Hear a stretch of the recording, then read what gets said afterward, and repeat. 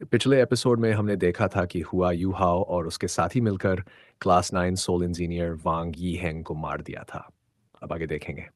जब शुजुजू ने पहली बार high altitude aerial surveillance soul tool देखा तो उसकी नज़र उससे हट ही नहीं पाई। वह स्टार लुओ एम्पायर की इंटेलिजेंस डिपार्टमेंट की सबसे ऊंची अधिकारी थी और सीधे एम्पायर के किंग को रिपोर्ट करती थी। उसने पहले भी सन मून एम्पायर के एरियल सर्वेलेंस सोल टूल्स हासिल किए थे, लेकिन उनमें सेल्फ डिस्ट्रक्शन मैकेनिज्म लगा होता था। जैसे ही उन्हें डिसमेंटल करने की कोशिश की जाती, वे फट जाते थे। इस कारण से स्टारलू एम्पायर को बार-बार नुकसान उठाना पड़ा। इसलिए ये पहली बार था जब उसने इतने high level aerial surveillance soul tool को अपनी आंखों से देखा। वह पूरी तरह से दंग रह गई। हुओ हाओ जब इसे वापस लाया तो सुजुजू को उम्मीद तो थी, लेकिन इतना जल्दी और इतने बड़े परिणाम के साथ वह सोच भी नहीं पाई थी। इस तरह का सोल टूल अमूल्य था और इसका असर स्टार लुओ एम्पायर की सोल टूल्स टेक्नोलॉजी के विकास पर जरूर पड़ने वाला था। ड्यूक, क्या आप कह रहे हैं कि वांगो युहाओ और उसके साथियों ने मार डाला? सुजुजू की आवाज अचानक ऊंची हो गई। व्हाइट टाइगर ड्यूक ने उसे सब कुछ विस्तार से बता दिया। डाइहाओ ने सिर हिलाया। सच कहें तो अगर उसने अपनी आंखों से ये न देखा होता तो वह भी विश्वास नहीं करता। कुछ सोल सेजेस और सोल एम्परर्स ने मिलकर एक क्लास 9 सोल इंजीनियर को मार गिराया, जो कि टाइटल्ड डोलुओ भी था। साथ ही एम्पायरियन ब्लेज, जो क्लास 9 सोल टूल्स की रैंकिंग में 12वां था, लगभग नष्ट हो गया।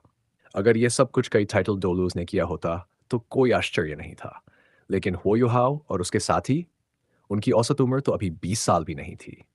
श्रेक एकेडमी के इन प्रतिभाशाली युवाओं ने फिर से एक चमत्कार करके अपनी ताकत साबित कर दी और साथ ही उन्होंने स्टारलू एम्पायर के सभी शक्तिशाली व्यक्तियों के सामने अपनी कीमत भी दिखा दी। जुजु गहरी सांसें ले रही थी और कुछ देर तक कुछ बोल नहीं पाई। उसे यकीन ही नहीं हो रहा था कि यह सब सच में हुआ है। आज की रात पिछली रात से भी ज्यादा अशांत थी। उसने सचमुच कर दिखाया। उसकी एबिलिटीज, शुजुजू हमेशा से होयुहाओ को इम्प्रेसिव मानती थी। उसने 2 बार उसे continental advance soul master academy soul dueling tournament में देखा था, यहाँ तक कि वह खुद भी उससे लड़ चुकी थी। लेकिन अब उसे लगा कि उसका पुराना समझना अब अतीत हो चुका है। आज का होयुहाओ उसकी समझ से बहुत आगे निकल चुका था। 20 साल से भी कम उम्र का एक सोल सेज, और उसने एक मिशन में टाइटल डुलुओ को मार डाला। ड्यूक, क्या आपको पता है कि उन्होंने ये कैसे किया? शिजुजू ने मुश्किल से अपनी सांस संभालते हुए पूछा। यही सवाल स्टारलो एम्पायर के बाकी सभी उच्च अधिकारियों के मन में भी था। डाइयोहेंग और डाइलुओली अभी डाइहाओ के पीछे खड़े थे। जैसे ही उन्हें खबर मिली, वे भी यहाँ आ गए थे। डाइयोहेंग खुद श्रेक एकेडमी से था और इनर कोर्ट का टॉप स्टूडेंट था, लेकिन अभी वह भी अविश्वास में था।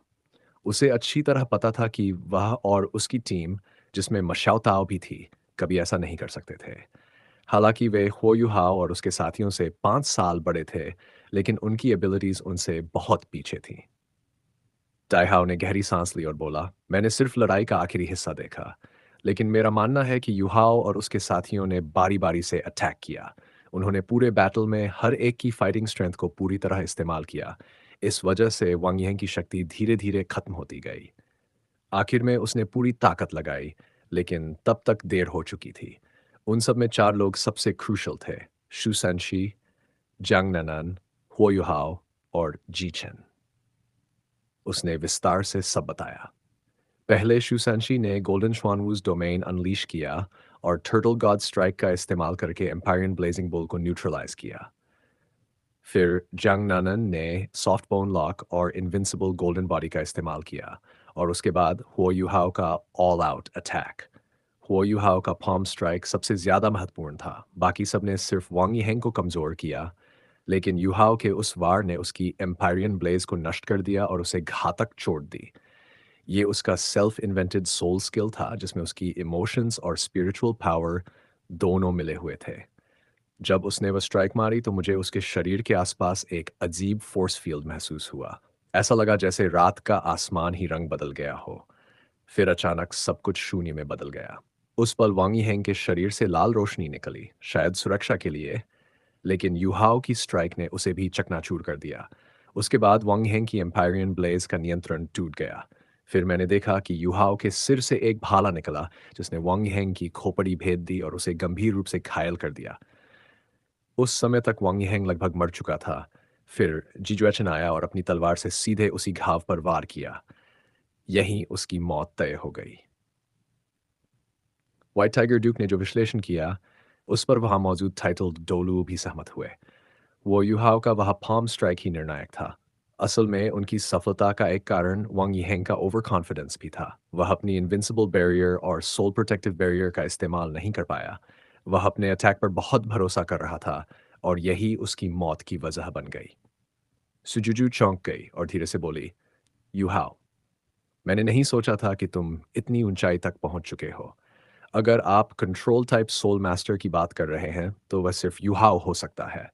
जब मैंने उसे पहली बार देखा था, वह सिर्फ 12-13 साल का था, तब भी वह कंट्रोल टाइप सोल मास्टर था। उसकी स्पिरिचुअल डिटेक्शन पूरी टीम को बात देती थी और सही जानकारी देती थी। ये दुश्मन की ताकत को रोकने का सबसे अच्छा तरीका था। डाई युएहेंग इस बात को सबसे अच्छी तरह जानता है। डाई युएहेंग ने तुरंत सिर हिलाया और कहा, हर हाइनेस सही कह रही हैं। मैंने जब युहाओं के साथ सोल डूलिंग टूर्नामेंट खेला, तब भी वह कंट्रोल टाइप सोल मास्टर था। उसकी स्पिरिचुअल डिटेक्शन बहुत मजबूत थी। अब तो ये और भी शक्तिशाली हो गई होगी। व्हाइट टाइगर ड्यूक ने सहमति में सिर हिलाया और बोला, अब समझ में आता है कि वह सी गॉड्स पवेलियन का भविष्य का मास्टर क्यों बनेगा और श्रेक एकेडमी का सबसे युवा एल्डर क्यों बन चुका है। सुजुजू ने पूछा, व्हाइट टाइगर ड्यूक, अब हमें आगे क्या करना चाहिए? ड्यूक की आंखों में ठंडा प्रकाश चमका और उसने कहा, वांग येंग की लाश को बेस के बाहर एक फ्लैग पोल पर टांग दो ताकि सब देख सकें, और साथ ही high altitude aerial surveillance soul tool को रिसर्च के लिए वापस लाने के लिए लोगों को भेजो। ठीक है, तुरंत सहमति दी। लेकिन हो युहाओ को इन सब की परवाह नहीं थी। जैसे ही वह अपने टेंट में लौटा, तुरंत कल्टिवेशन स्टेट में चला गया। उसकी सोल पावर घूमने लगी। हालांकि वह लड़ाई में बहुत थक गया था, लेकिन आखिरी अटैक में गोल्डन ड्रैगन स्पीयर की मदद से उसने वांग यीहेंग की इमेंस सोल पावर का कुछ हिस्सा अब्जॉर्ब करके खुद को रिप्लेनिश कर लिया। वांग चुअर की गोल्डन ड्रैगन स्पीयर की असली ताकत यह थी कि वह दुश्मन की लाइफ एनर्जी और सोल पावर को अब्जॉर्ब करके अपने मालिक की स्ट्रेंथ को बढ़ा देती थी। हालांकि युहाओ ने उसकी पूरी एबिलिटीज विरासत में नहीं पाई थी, लेकिन वांग चुअर के सैक्रिफाइस के बाद वह गोल्डन ड्रैगन स्पीयर से और भी ज्यादा जुड़ गया था। फिर भी उसकी स्पिरिचुअल पावर बेहद थक चुकी थी, खासकर हाउडोंग पाम के साइड इफेक्ट्स के कारण। इस समय उसके दिमाग में सिर्फ वांग डोंगर की छवि थी। उसकी याद का दर्द सिर्फ वही समझ सकता था। वह बिस्तर पर बैठा रहा, लेकिन मन शांत नहीं हुआ। आज उसे उसकी याद और भी ज्यादा सताने लगी थी। शायद इसलिए क्योंकि उसका पाम स्ट्राइक उसकी अब तक की सबसे बड़ी फाइटिंग स्ट्रेंथ थी।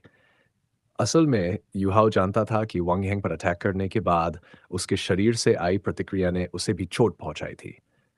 अगर ये पहले होता तो शायद उसकी बांह ही टूट जाती। उस वार ने उसकी सारी ताकत खींच ली थी। लेकिन वांगचुअर की गोल्डन ड्रैगन की शक्ति उसके शरीर में होने के कारण अब उसकी फिजिकल टेनासिटी पहले से कहीं ज्यादा थी। इसीलिए वह गिल्ट और याद दोनों के बीच जूझता रहा। वांगचुअर के लिए अपराधबोध और वांग डोंगर की गहरी याद, ये दोनों भावनाएं उसकी मानसिक शक्ति को लगातार खाती जा रही थीं। ऐसी स्थिति में यहाँ उसके 4 मार्शल स्पिरिट्स भी उसकी मदद नहीं कर पा रहे थे। वह केवल अपने दम पर ही इसे संभाल सकता था। होयुहा बिस्तर पर गिर पड़ा और अपनी आंखें कसकर बंद कर ली। उसका चेहरा बहुत पीला लग रहा था और ऐसा लग रहा था जैसे अब वह और नहीं टिक पाएगा। सच में वह अब और नहीं टिक पाएगा जैसा दिख रहा था। उसकी वांगडोंगर के लिए यर्निंग बहुत ही गहरी थी। ये पूरी तरह से उसे ओवरवेल्म कर रही थी। डोंगर, क्या तुम सच में जीवित हो? उसके मन में हमेशा यह सवाल घूमता रहा था। अगर क्लियर स्काई सेक्ट के सेक्ट लीडर और वाइस सेक्ट लीडर ने उसे केवल झूठ बोला, तो क्या होगा? यही वह चीज थी जिसे वह सबसे अधिक डरता था। वह जितना भी कोशिश करता कि ऐसे विचारों से दूर रहे, हर बार जब ऐसा सोचता तो उसका मन डर से भर जाता। वांगडोंगर को हमेशा के लिए नहीं देख पाना, इससे ज्यादा डरावनी कोई चीज हो सकती है क्या? डोंगर, डोंगर, डोंगर, धीरे से कराह रहा था। डोंगर, अगर तुम सच में इस दुनिया से चली गई हो, तो मुझे भी अपने साथ ले जाओ। मुझे इस दुनिया में अकेले मत छोड़ो। डोंगर, मुझे सच में तुम्हारी याद आ रही है। आंखों के कोनों से आंसू बहने लगे। स्टारलुओ साम्राज्य के नॉर्थ वेस्टर्न फील्ड आर्मी के सीनियर कमांडर्स ये सोच भी नहीं सकते थे कि उनके दिल का ये युवा नायक अब अपने बिस्तर में दर्द से कराहते हुए रो रहा है। हो युहाओ अभी पूरी तरह से साफ सुथरा दिमाग नहीं था। उसके टेंट की पर्दे खींचे गए और एक लंबी और पतली आकृति अंदर आई। हो युहाओ की कराह सुनते ही उसका शरीर थोड़ा स्टिफ हो गया, लेकिन उसके बाद उसने धीरे धीरे हो युहाओ की ओर कदम बढ़ाना जारी रखा। उसकी चाल बहुत धीमी थी, जैसे चलना उसे कठिन लग रहा हो। लेकिन जैसे ही वह हो युहाओ के बिस्तर के पास पहुंची, उसकी चाल अचानक तेज हो गई। वह तेजी से उसके पास आई और उसके बिस्तर के पास बैठ गई। हो युहाओ के आंसू पहले ही उसके कंबल को भिगो चुके थे। हो युहाओ के सेंसेस नॉर्मली बहुत तेज थे, लेकिन अभी उसे पता ही नहीं था कि टेंट में कोई और भी है। वह दर्द में कराहते और स्क्विम करता रहा। उसका चेहरा बहुत पीला था और आंसू और पसीना मिलकर उसके गालों से बह रहे थे। नाजुक उंगलियां धीरे से उसके माथे पर चल रही थीं। उंगलियों की हरकत थोड़ी स्टिफ और रिजिड लग रही थी। हुओ युहाओ का पसीना सफ़ेद और नाजुक उंगलियों को भिगो चुका था। उंगलियां हल्की ट्रेम्बलिंग कर रही थीं और उनमें थोड़ी वार्मथ थी। टेंट की लड़की भी हल्की झिझक में थी और थोड़ा शॉक लग रही थी। डोंगर, मुझे मत छोड़ो। अचानक पोयुहाव ने अपना हाथ बढ़ाया और उसका हाथ पकड़ लिया। वह चौंकी और अपना हाथ वापस खींचना चाहती थी, लेकिन उसका पकड़ बहुत टाइट था। वह स्ट्रगल नहीं कर रही थी, लेकिन उसने महसूस किया कि उसके हाथ बहुत आइसी कोल्ड थे। इतनी ठंड की डरावनी लग रही थी। ऐसा लग रहा था जैसे उसके शरीर की सारी वार्मथ चली गई हो। क्या यह हो सकता है कि हाउडोंग पाम के इस्तेमाल के बाद वह हमेशा इतनी पीड़ा में रहता है? यह अजीब था, लेकिन होयुहाव ने उसका हाथ पकड़ते ही धीरे हो गया। वह ज़्यादा नहीं काँप रहा था, लेकिन अभी भी अपने आप से मुंबल कर रहा था। फिर भी उसका दर्द स्पष्ट रूप से बहुत कम हो गया था। वह सच में पिटिफुल था। मैंने कभी नहीं सोचा था कि कोई इतना हो सकता है सिर्फ किसी से प्यार करने के कारण। लेकिन उसने अपना प्यार स्किल में क्यों बदल दिया? वह अपनी लवर के पास क्यों नहीं जाता? टेंट के बाहर ज़्यादा दूर नहीं, एक व्यक्ति अंधेरे कोने में बैठा था। उसने देखा कि वह लड़की टेंट में चली गई। उसके चेहरे पर हल्की मुस्कान आई। वह धीरे-धीरे उठ खड़ा हुआ। ऐसा लग रहा था कि अब उसे और गार्ड करने की ज़रूरत नहीं थी। वह लंबे समय तक बाहर नहीं आई। वह व्यक्ति कोने से बाहर आया। क्या वह इटर्नल डिफेंस सुसंशी नहीं था? पोयुहाव हाओडोंग फार्म के बैकलैश से परेशान था और उसका शरीर बहुत वीक था। सुसंशी इसे सबसे अच्छी तरह समझता था। इसी कारण उसने होयुहाव के पीछे जाकर उसकी टेंट के बाहर गार्ड किया। लेकिन वह लड़की लंबे समय तक टेंट में रही और बाहर नहीं आई। ऐसा लग रहा था कि अब उसे बाकी रात के लिए प्रोटेक्शन जारी रखने की जरूरत नहीं थी। वह साइलेंटली बिना आवाज किए चला गया। टेंट के अंदर होयुहाव शांत हो गया। उसकी ब्रीदिंग रिदमिक हो गई और वह अब और नहीं कांप रहा था। कभी-कभी वह खुद से मुंबल कर रहा था, लेकिन उसका दर्द अब स्पष्ट रूप से कम हो गया था। उसने दोनों हाथों से उसके उसके नाजुक फिंगर्स को मजबूती से पकड़ा, जैसे वह किसी लाइफ सेविंग ग्रास को पकड़ रहा हो। वह उसके हाथों को नहीं छोड़ना चाहता था। धीरे-धीरे उसके चेहरे पर एक संतुष्ट ग्रिन उभरी। वह सो गया। उसके बाद चाँद की रोशनी बाहर से टेंट में आई। जहाँ वह बैठी थी, उसने उसका प्रोफ़ाइल देखा। वह केवल इसलिए यहाँ थी क्योंकि वह उसकी चिंता कर रही थी और उसकी कंडीशन के बारे में क्यूरियस थी। लेकिन उसने पाया कि वह अभी छोड़कर नहीं जा सकती। वह निश्चित रूप से अपना हाथ वापस खींच सकती थी, लेकिन वह डर रही थी कि ऐसा करने से उसे चोट लगेगी, इसलिए उसने ऐसा नहीं किया। उसने और कुछ नहीं किया। वह केवल उसके हाथ को टाइट पकड़े रही और वह स्क्विर्म करता रहा। वह गहरी नींद में चला गया। क्या यही वह जनरेशनल टैलेंट है जिसे सभी एडमायर करते हैं? उसके चेहरे पर एक बिटर लुक आई। तो सरफेस के पीछे वह इतना फ्रैजाइल है। ऐसा लगता है कि उसने जो पावर्स हासिल किए हैं, उनके लिए उसने बहुत कुछ दिया है। लेकिन वह कैसे काम हो गया उसके हाथ पकड़ते ही? क्या उसे कम्फर्ट मिला? उसने अपने दूसरे हाथ से एक हैंडकरचिफ लिया और उसके सिर से पसीना पोंछा। वह खुद नहीं जानती कि उसने इतना इंटीमेट एक्ट क्यों किया। उसके पसीने को पोंछने के बाद वह स्पष्ट रूप से कम टेंस लग रहा था। ऐसा लग रहा था जैसे उसके पास कोई मैजिकल पावर है जो उसे काम करती है। उसके हाथों ने थोड़ी वार्मथ रिगेन कर ली और उसने हाथ इतनी टाइट पकड़ना बंद कर दिया। उसका शरीर भी अब आसानी से मूव कर रहा था। उसने पसीना पोंछना जारी रखा। धीरे-धीरे उसने हैंडकरचिफ एक तरफ रखा और उसके बालों को धीरे से सहलाया। वह इतना बुरा नहीं दिख रहा था। उसके चेहरे की लाइंस स्मूथ थी, आईलैशेस लंबे थे, उसके गालों में हल्की रेडनेस थी और उसकी लाइफ एनर्जी सबसे अधिक लग रही थी। अनजाने में वह थोड़ी डेज्ड हो गई। जैसे ही वह डेज्ड हुई, उसने धीरे-धीरे उसके हाथों से पकड़ कमज़ोर कर दी। ओह! मैं आखिरकार जा सकती हूँ। उसने धीरे से अपना हाथ खींचा, जो पहले ही पसीने से भीग चुका था, लेकिन उसने सबकॉन्शियसली अपनी मुट्ठी बनाई, जैसे वह उस वार्मथ को प्रिज़र्व करना चाहती हो। उसने अपना हाथ हटा दिया जो उसने उसके सिर पर रखा था और साइलेंटली खड़ी हो गई। वह अब भी वेरी calm सो रहा था और कोई मूवमेंट नहीं किया। वह साइलेंटली टेंट के एग्जिट की ओर चली, लेकिन किसी कारणवश वह हर कुछ कदम पर पीछे मुड़कर देखने से खुद को रोक नहीं पाई। उसकी ब्रीदिंग अभी भी रिदमिक थी। कोई बदलाव नहीं था। अंत में वह एग्जिट तक पहुंची। उसने पीछे मुड़कर एक आखिरी बार उसकी गहरी नजरें देखीं। किसी के लिए जो इतना परसिस्टेंट है लव में, वह जरूर अच्छा इंसान होगा। Good night, good guy. गर्म सनलाइट वो युहाओं के चेहरे पर विंडो के माध्यम से पड़ रही थी। गर्मी ने उसे नींद से जगा दिया। जैसे ही उसने अपनी आंखें खोली और तेज सनलाइट देखी, उसने सबकॉन्शियसली अपना हाथ आंखों पर रखा। ओह! अब इतना लेट हो गया। मैं अब तक क्यों नहीं उठा? नॉर्मली इस समय वह ऑलरेडी बेड में कल्टिवेटिंग कर रहा होता। जैसे ही वह बैठा, पिछली रात की सारी घटनाएं उसके मन में तैरने लगीं। हुओ युहाओ सबकॉन्शियसली अपने स्टारलाइट सैफायर रिंग को देखा। उसकी रिंग में 10 से अधिक high altitude aerial surveillance soul tools थे। हाँ, हमने केवल high altitude aerial surveillance soul tools ही लास्ट नाइट चोरी नहीं किए थे। हमें मैड बुल डुओ को भी मारना चाहिए था। मैंने हाउडोंग फार्म का इस्तेमाल किया। वापस आने के बाद मुझे अत्यधिक दर्द हुआ। लेकिन अब मुझे कोई दर्द क्यों नहीं हो रहा? पहले हाउडोंग फार्म अनलीश करने के बाद वह एक रात में रिकवर नहीं कर पाता था। उसे पूरी तरह रिकवर होने के लिए समय चाहिए था। इसके अलावा अगले दिन हमेशा बहुत ग्रॉगी रहता था। लेकिन अब वह एनर्जी से भर गया था और उसका शरीर पूरी तरह रिलैक्स था। कोई साइड इफ़ेक्ट नहीं था। ऐसा लग रहा था जैसे उसने परफेक्ट नाइट स्लीप किया और शायद ओवर स्लीप भी किया। अजीब, सिर खुजाते हुए हुओई उठकर अपने टेंट से बाहर निकला।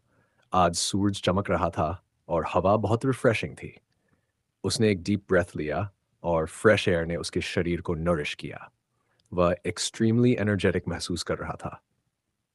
हुआ थोड़ी अम्यूज़मेंट के साथ खुद से पूछा, मैं इतना रिलैक्स्ड क्यों फ़ील कर रहा हूँ और इतना अच्छा मूड क्यों है? लेकिन उसके पास कोई आंसर नहीं था।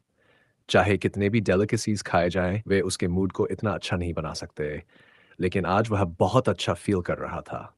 लास्ट नाइट वास्तव में क्या हुआ?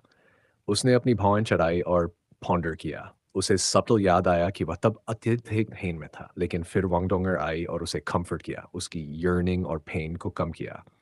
इसके बाद उसका दर्द गायब हो गया और वह कंफर्टेबल स्लीप में चला गया। डोंगर, क्या तुम सच में आई? हुयुहाओ ने अपनी आंखें वाइड खोल दी। क्या डोंगर हमेशा मेरे पास छुपी रहती है और जब मैं पेन में होता हूँ, तब वह आती है?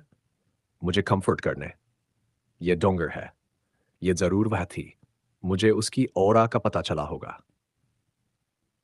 वह अचानक घूमकर अपने टेंट में वापस कूद पड़ा। उसने अपने बेड पर लीप किया और डीप ब्रेथ लेकर वांगडोंगर की खुशबू महसूस करने की कोशिश की। लेकिन एक रात के बाद कौन-सी खुशबू बची हो सकती थी? केवल उसकी अपनी खुशबू थी। क्या मैं हैलुसिनेट कर रहा हूँ? हुआयुहाओ ने गहरी निराशा में फिस्ट्स क्लेंच्ड किए। लेकिन इसी समय उसकी नज़र एक कोने पर गई। उसने सबकॉन्शियसली हाथ बढ़ाया और एक चौकोर हैंडकरचिफ पकड़ लिया। ये हैंडकरचिफ सिल्क का बना था और बहुत सॉफ्ट महसूस हो रहा था। ऐसा लग रहा था जैसे किसी यंग लड़की की त्वचा और इसमें पसीने के स्टेन्स थे। ये मेरा नहीं है। ये स्पष्ट रूप से किसी लड़की का है। ने हैंडकरचिफ को कई बार देखा। उस पर कोई मार्किंग्स नहीं थे, केवल एक जेंटल फ्रेग्रेंस थी। ये सच में वांग डोंगर की खुशबू लग रही थी। क्या मेरी फीलिंग सही थी कि डोंगर सच में लास्ट नाइट आई थी मुझे देखभाल और कंफर्ट करने और उसने मुझे मेरे दर्द से बाहर निकाला? वो युहाओ थोड़ा बेचैन हो गया और खुद पर काबू नहीं रख पा रहा था। उसने हैंडकरचिफ को पास खींचा और उसके होंठ हल्के से कांप रहे थे। लेकिन क्यों?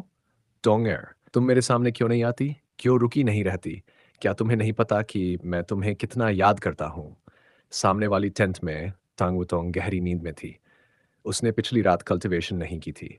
लौटने के बाद वह जल्दी ही गहरी नींद में चली गई थी। उसके चेहरे पर हल्की सी मुस्कान भी थी। हो युहाओ और दूसरों को जो टाइटल्स मिले थे, उन्हें तुरंत कन्फर किया गया। स्टारलू एम्पायर के इंपीरियल फैमिली से कोई अनुमति लेने की ज़रूरत नहीं पड़ी। चाहे इसे स्वीकार किया जाए या नहीं, हुआयुहा को छोड़कर बाकी सभी को बैरन का टाइटल मिला। हुआयुहा को विस्काउंट टाइटल कन्फर किया गया। हालांकि बैरन और विस्काउंट पीरियड सिस्टम में सबसे सामान्य टाइटल्स थे, लेकिन इन्हें इनहेरिट किया जा सकता था। इसका मतलब था कि उनके आने वाले पीढ़ी भी इन्हें एंजॉय कर सकते थे। हालांकि उनके योगदान के लिए उन्हें कोई जमीन नहीं दी गई। हुआयुहा को सीधे 10 मिलियन गोल्ड सोल कॉइन्स दिए गए। इतनी रकम barely high altitude aerial surveillance soul tool खरीदने के लिए पर्याप्त थी। 10 मिलियन? अगर सनमून एम्पायर को पता चल गया तो वे बहुत गुस्सा हो जाएंगे। बस मटेरियल्स की कीमत ही 10 मिलियन से ज़्यादा थी, लेकिन उनके योगदान को देखते हुए स्टार लुओ एम्पायर का रिवॉर्ड पैसेबल था। नाश्ते के बाद व्हाइट टाइगर ड्यूक ने खुद हो युहाओ से मिलने आए। वह देखकर चकित रह गए कि हो युहाओ पिछले कुछ दिनों से अलग था। वह पूरी एनर्जी से भरा हुआ था, जैसे उसे नई लाइफ मिली हो। उसका पूरा शरीर शक्ति से भरपूर था। उसने खुद को साफ किया और नया कपड़ा पहन लिया था। ड्यूक ने व्हाइट टाइगर ड्यूक का स्वागत किया।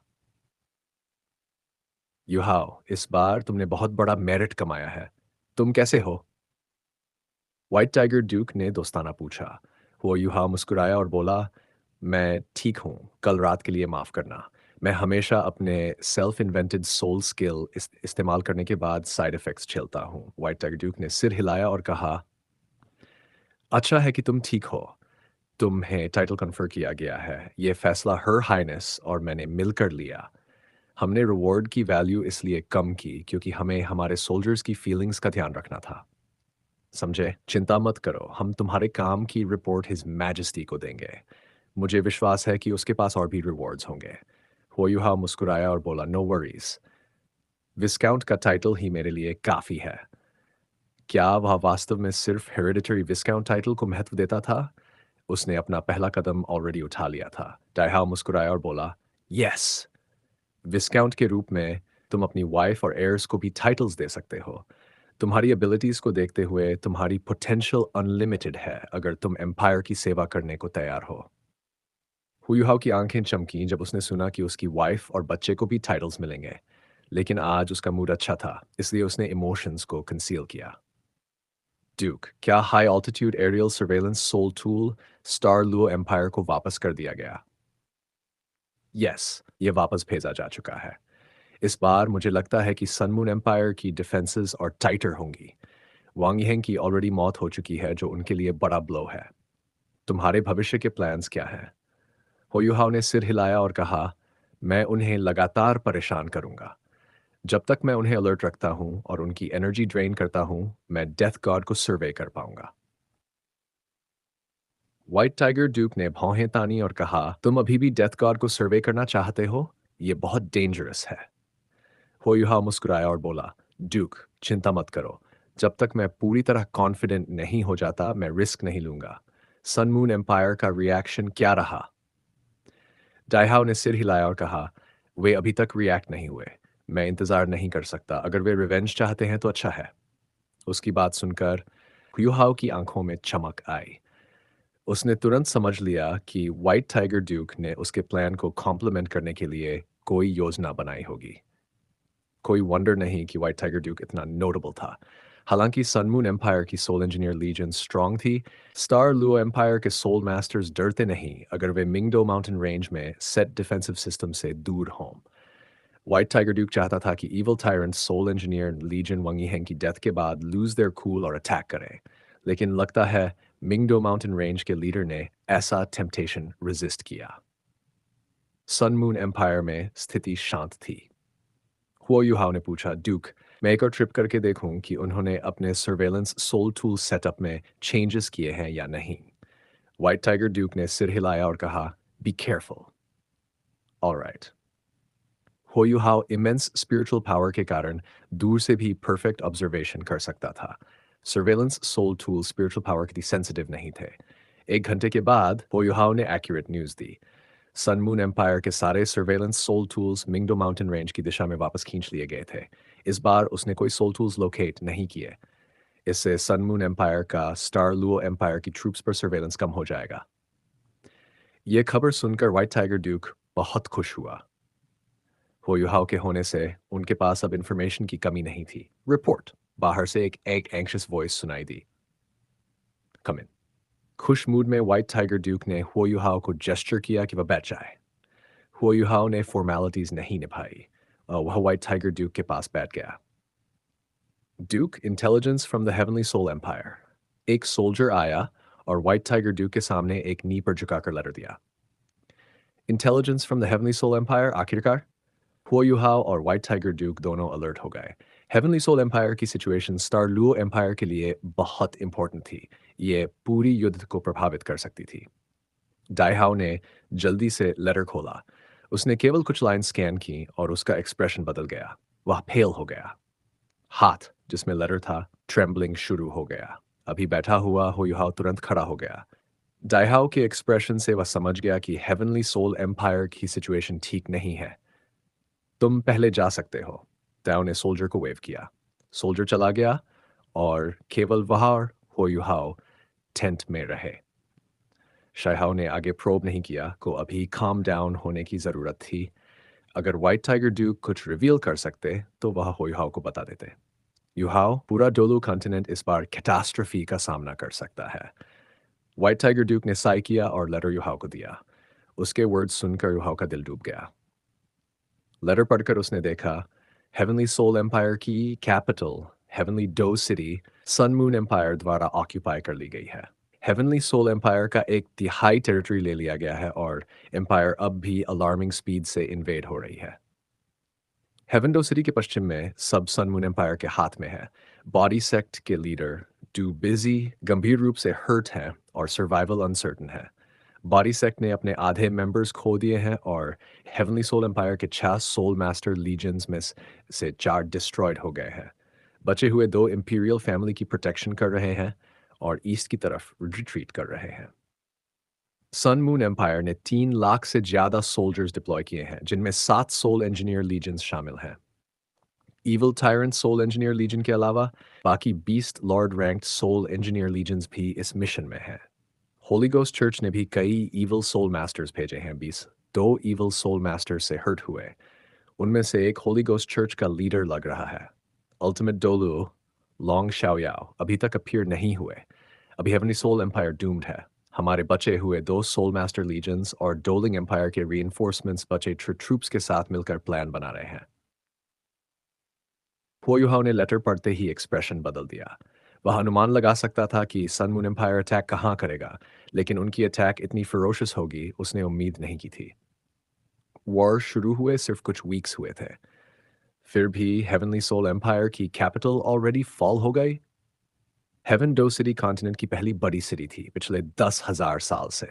स्टार लुओ एम्पायर की स्टार लुओ सिटी जितनी नोटेबल, बस कुछ वीक्स में सिटी फॉल हो गई। हेवनली सोल एम्पायर की डिफेंसेस क्रम्बल हो गई। ये अनबिलीवेबल था।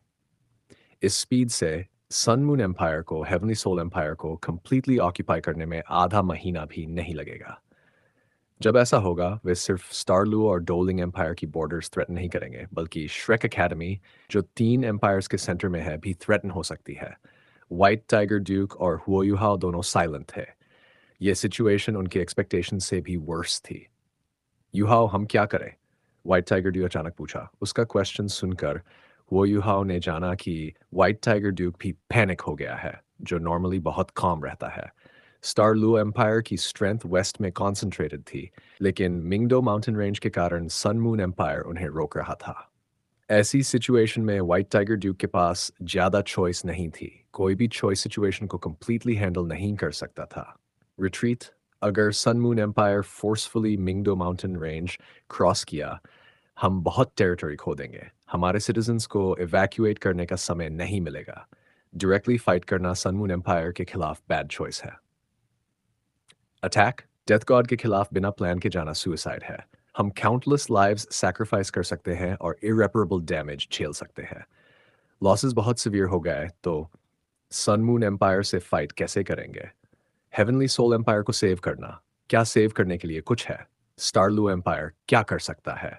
अगर सारी फोर्सेस हेवनली सोल एम्पायर को रीइंफोर्स करने चली जाएं, स्टारलू एम्पायर के troops heavenly soul empire reinforce करने जाएं और स्टारलू सिटी अनगार्डेड रहे, तो अगर साउथ से elite sun moon empire invade करे, हम रिएक्ट कैसे करेंगे?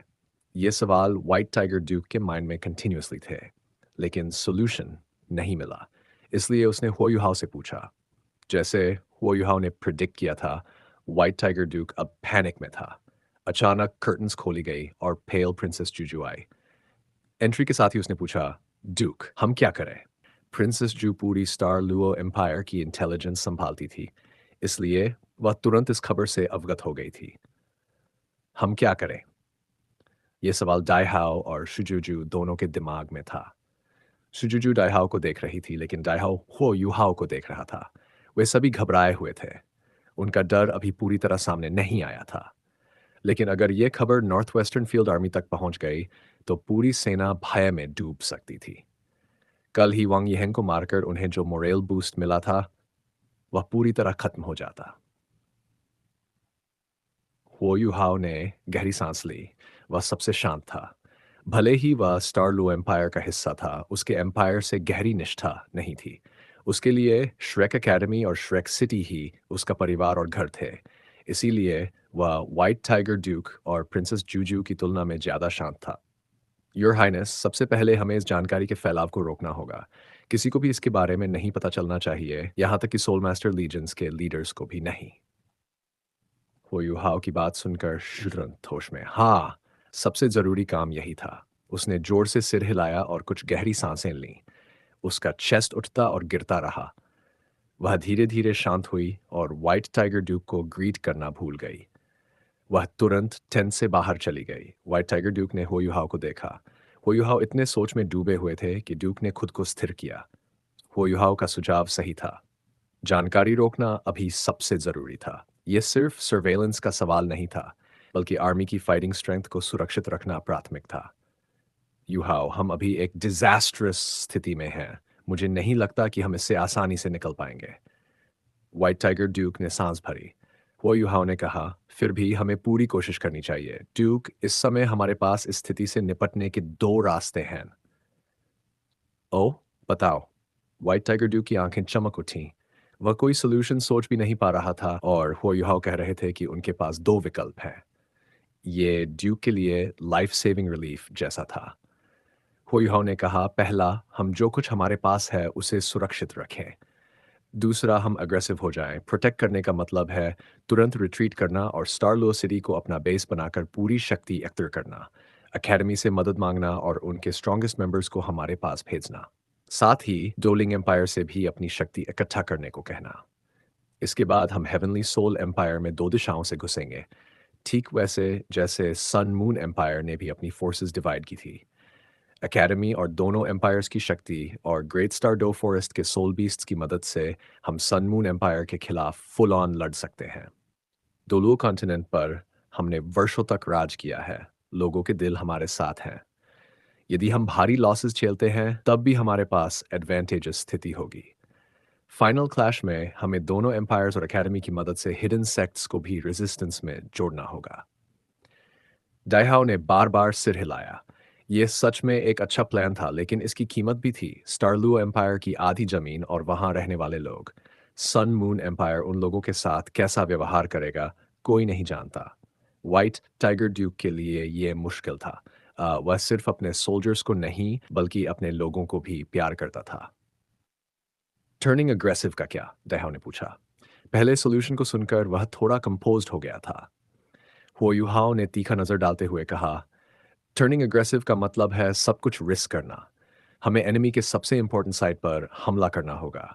मिंगडो माउंटेन रेंज की डिफेंसेस को पार करके सन मून एम्पायर में घुसना होगा। जब उनके ट्रूप्स उन्हें बचाने लौटेंगे, तब Douling empire, heavenly soul empire और एकेडमी मिलकर सन मून एम्पायर को पीछे धकेल सकते हैं। मतलब ब्रूट फोर्स का इस्तेमाल? व्हाइट टाइगर ड्यूक ने अपनी किलिंग ऑरा छोड़ी। मैंने भी यही सोचा था, शायद काम हो जाए। लेकिन लॉसेस बहुत होंगे, और अगर हम सन मून एम्पायर में घुस भी गए तो हमारे पास उन्हें थ्रेटन करने की ताकत नहीं होगी।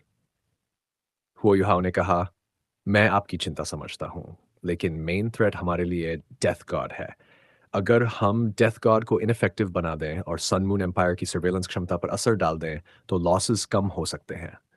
सन मून एम्पायर डिफेंस के लिए सिर्फ एलीट फोर्सेस का इस्तेमाल करती है, उनके पास ज़्यादा ट्रूप्स नहीं हैं। हमें ओवर एस्टिमेट करके भी उनकी ताकत 3 सोल इंजीनियर लीजन्स मान लें तो भी हम फर्स्ट हैवक डाल सकते हैं और फिर अटैक कर सकते हैं। डाइहाओ ने बिटरली हंसते हुए कहा, यूहाओ, प्लान संभव है, लेकिन फीजिबिलिटी इस पर निर्भर करती है कि हम मिंगडो माउंटेन रेंज की डिफेंसेस और डेथ गार्ड को नुकसान पहुंचा सकें। लेकिन उनके पास कई सर्वेलेंस सोल टूल्स हैं। हमारी करंट एबिलिटी से ये बहुत मुश्किल है। हुईहाओ ने कहा, यह हमारी विल पर निर्भर करता है। इम्पॉसिबल नहीं है। मेरे पास प्लान है। हेवनली सोल एम्पायर से इंटेलिजेंस न होने के बावजूद मैं इसे आपके लिए पेश कर सकता हूँ। क्या प्लान है? इस तरह है। हुओयुहाओ लंबा समय टेंट में रहा। लंच के समय उसने बाहर आकर कॉमरेड्स को अपनी स्ट्रैटेजी बताई। नो, आई डिसएग्री, चुसनशी ने कहा। नॉर्मली मजाकिया रहने वाले वह क्रिटिकल मोमेंट में सीरियस थे। टांगसेक में बे बे भी उनकी राय मानती थी। थर्ड सीनियर, मैं कॉन्फिडेंट हूँ। तभी भी मैं नहीं मानूंगा। ये बहुत डेंजरस है। रिस्क सिर्फ तुम्हारे लिए नहीं बल्कि हमारे लिए भी है। फेलियर का क्या होगा? तुम मर जाओगे। होयुहा मुस्कुराए और कहा, मैं नहीं मरूंगा। बीस्ट गॉड मुझे मरने नहीं देगा। सुसंशी ने साय किया, लेकिन तुम बहुत बड़ा गैम्बल ले रहे हो। अगर बीस्ट गॉड भी हैंडल न कर पाए तो क्या होगा? टाइम कितना लगेगा? होयुहाव ने इंटरप्ट किया। थर्ड सीनियर, कोई व्हाट इफ नहीं है। मुझे ये रिस्क लेना ही होगा, नहीं तो हम एक्सट्रीम डिसएडवांटेज में होंगे। सन मून एम्पायर को हेवनली सोल एम्पायर कंसोलिडेट करने देना हमारे लिए खतरा होगा। एकेडमी ने हमें बनाया है। अगर मैं समय डेथ से डरूंगा तो ये अवसर चूक जाऊंगा। ये गाय थोड़ी एजिटेटेड हुई। ये अवसर नहीं, डेथ विश है। डेथ गॉड को नहीं सुना तुमने? 2000 सोल सेजेस एक ही स्ट्राइक में गायब हो गए। तुम कैसे लड़ सकते हो? इम्पॉसिबल। बाकी सभी भी टेंस थे। टंगुतोंग कॉम बैठी थी। मैं क्यूरियस हूं, तुम व्हाइट टाइगर ड्यूक को कैसे कन्विंस किया? हुओयुहाओ ने एम्बेरस्ड लुक दिया। मैंने कहा कि एकेडमी ने new type soul tool research किया है, ट्रू इनविंसिबल बैरियर। मेरे पास इंस्टेंट टेलीपोर्टेशन भी है, दूर होने पर भी एस्केप कर सकता हूँ। सबके एक्सप्रेशंस वियर्ड थे। इनविंसिबल बैरियर यूजलेस था। इंस्टेंट टेलीपोर्टेशन की भी सीमा थी। युहाओ, तुम फायर के साथ खेल रहे हो। एल्डर श्वान भी नहीं मानते। और कोई बेटर प्लान है? Third senior SAB, don't worry, मैं कॉन्फिडेंट हूँ। सुसंशी पैशनेट हो गए। ऑलराइट युहाओ, मैं फॉलो करूंगा। प्लान का हिस्सा बनना चाहता हूँ, जंगनान ने कहा। मी टू। टंगुतोंग काम रही। बाकी सभी ने भी हाँ कह दिया। होयाओ ने कहा, ऑलराइट, सिंस सभी एग्री हैं, डिटेल्स डिस्कस करें। मिशन एक्सट्रीमली इंपॉर्टेंट है। हर डिटेल ध्यान से करना होगा। अगले 2 days north western field army शांत रही। होयुहाओ ने प्रोबिंग अटैक्स बंद कर दिए। स्टारलू एम्पायर ने fall of heavenly soul empire की खबर रोक दी। पार्टीज स्टेलमेट में रहे। रात में स्काई डार्क और फॉगी था। कोई स्टार्स नहीं, मून डिम। कवर्ड ऑपरेशंस का परफेक्ट नाइट था। 2 फिगर्स नाइट स्काई में उठे, हाई एल्टीट्यूड पर। यूहाओ, सक्सेस इस पर डिपेंड करता है। फेल तो सिर्फ प्रोटेक्ट करना बाकी रहेगा। व्हाइट टाइगर ड्यूक सॉफ्टली बोले। हेंस हुईहाओ के आर्मपिट्स के नीचे एक्सप्रेशन सीरियस था। ड्यूक, डोंट वरी, मैं पूरी कोशिश करूंगा। मुझे सक्सेस की एबिलिटी है। व्हाइट टाइगर ने डीप ब्रेथ लिया और नेकलेस दिया। दिस टाइगर टूथ है, मेरे पिता ने मुझे दिया था। एंसेस्टर ने टाइगर टाइप सोल बीस्ट मारा था। इसे उम्मीद है तुम सेफ लौटो। पुयोह ने महसूस किया कि नेकलेस में व्हाइट टाइगर ड्यूक का बॉडी वार्मथ और स्ट्रॉन्ग किलिंग ऑरा था। तो चलिए आज की कहानी यहीं खत्म करते हैं। बाकी का हिस्सा हम अगले भाग में देखेंगे। धन्यवाद।